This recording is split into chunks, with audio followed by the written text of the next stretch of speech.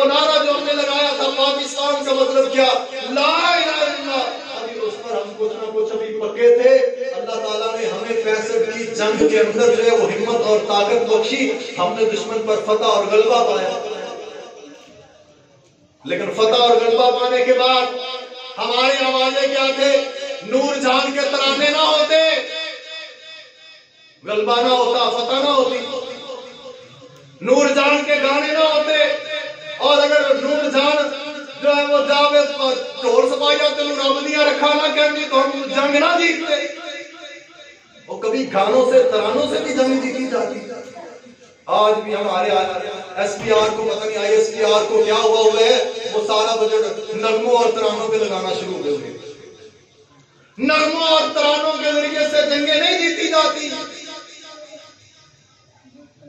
یہ تو مثال اس والی ہے جس کو بادشاہ نے 2 تلواریں دی، اس نے چمٹا بنا لیا.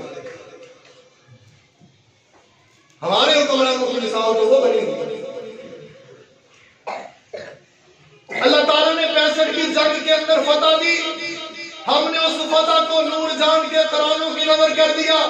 ہم نے اس فتح کو کئی جولوں سبز جولوں والے بادل کے سپرد کر دیا. فلاں بابے نے فلاں شہر بچا لیا، فلاں بابے نے فلاں شہر بچا لیا. اللہ نے 71 کے اندر دکھا دیا اب تمہاری نور جان بھی باقی ہے، تمہارے بابے بھی باقی ہیں، اب پاکستان بچا کر کے دکھاؤ. یہی بات کہی الذین ان مکناہم فی الارض. اللہ